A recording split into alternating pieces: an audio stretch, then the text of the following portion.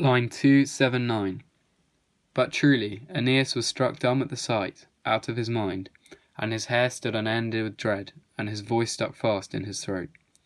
He burned to depart in flight, and leave behind the sweet land, astonished by so great a warning, and by the command of the gods. Alas, what was he to do? With what form of address would he dare to get round the furious queen? What first beginnings would he adopt? And he divided his quick mind now this way, now that, cast it in different directions, and turned over every possibility. This idea seemed preferable to him, as he switched from one to another. He called Menestus and Sergestus and brave Serestus. They were to fit out the fleet silently and assemble their companions on the shore, to prepare the equipment and conceal what the reason was for changing plans. He, meanwhile, since excellent Dido was unaware and did not expect such a great love to be broken off, would try out ways of approach, and what was the tenderest time for speaking? What was a favourable method for the situation? With all speed, everyone happily obeyed the command and carried out the orders. Line 296. But the queen realised the deception beforehand. Who could deceive a lover? And she first picked up the movements about to happen, fearing everything while it was still safe. The same impious rumour brought to her in her frenzy the news that the fleet was being equipped and a journey being prepared. She raged, helpless in mind. Blazing she raved through the whole city, like a Maenad roused when the holy sacraments are moved, when having heard Bacchus, the mystic rituals held every 3 years, spur her on, and Mount Cithaeron calls her at night with its shouts. Line 304. At last she addressed Aeneas with these words of her own accord. Did you actually hope, traitor, to be able to conceal such great wickedness and leave my land in silence? Does neither our love keep you, nor my right hand once given, nor Dido, who will die by a cruel death? And indeed, seriously, are you hurrying to work hard at your fleet in winter's season, and go through the deep in the midst of the northeast winds, cruel man? What if you are not seeking other people's lands and unknown homes, and ancient Troy still remained? Would Troy be sought by your ships across the sea full of waves? Line 314. Are you fleeing me? I beg you by these tears and by your right hand, since I myself have left nothing else for me now in my misery. By our marriage, by the wedding we have begun, if I have deserved anything well of you, or anything of me has been sweet to you, have pity on my collapsing house, and if there is still any place for prayers, put off that intention. Line 331. She has spoken. He, because of Jupiter's warnings, held his gaze. Still, and with an effort he pressed his love down in his heart. At last he replied with a few words. I shall never deny, O Queen, all the very many things which you are able to list by speaking, that you have done for me. Nor will I be sorry to remember, Alyssa, while I know who I am, myself, while my spirit rules these limbs. Line 337. I shall say a few words for the situation. I do not hope to hide this flight by stealth. Do not think it. Nor did I ever hold out a husband's torches, or enter into this agreement. If the fates allowed me to leave my life under my own authority, and to arrange my cares of my own accord, I would be tending to the city of Troy first, and the sweet remains of my people. The high roofs of Priam would remain, and I would have set up a renewed Troy with my own hand for the conquered. Line 345. But now Apollo of Grinium has ordered me to make for great Italy, Italy that the Lycian oracle's responses have ordered me to make for. This is my love, this is my homeland.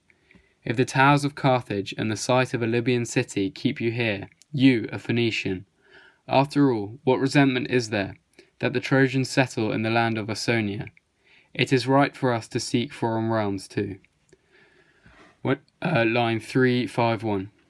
Whenever night covers the land with dank shadows, whenever the fiery stars rise, the troubled image of my father Anchises warns me in my sleep and terrifies me. My boy Ascanius and the wrong done to his dear person terrifies me, whom I am cheating from the kingdom of Hesperia and his destined lands. Now even the messenger of the gods, sent by Jupiter himself, I call to witness both our lives, has brought down orders through the swift breezes. I myself saw the god made clear in light, coming within the walls, and I drank in his voice with these ears. Stop inflaming both me and you with your complaints. I do not make for Italy of my own accord. Line 381.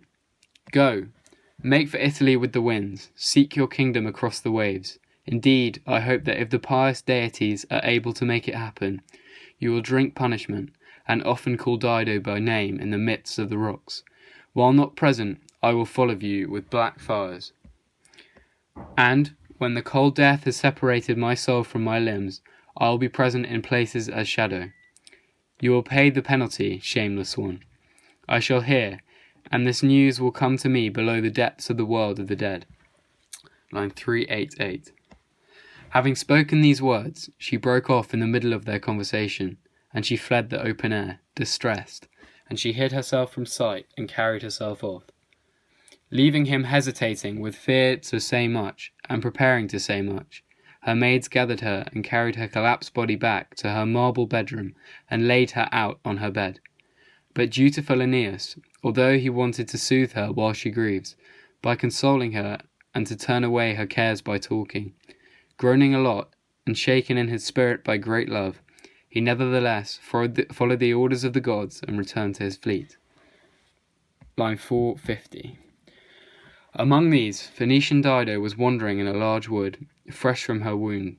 As soon as the Trojan hero stood next to her and recognized her, dim among the shadows, like the moon which a man sees or thinks that he has seen rise through the clouds at the beginning of the month, he shed tears and spoke to her with sweet love.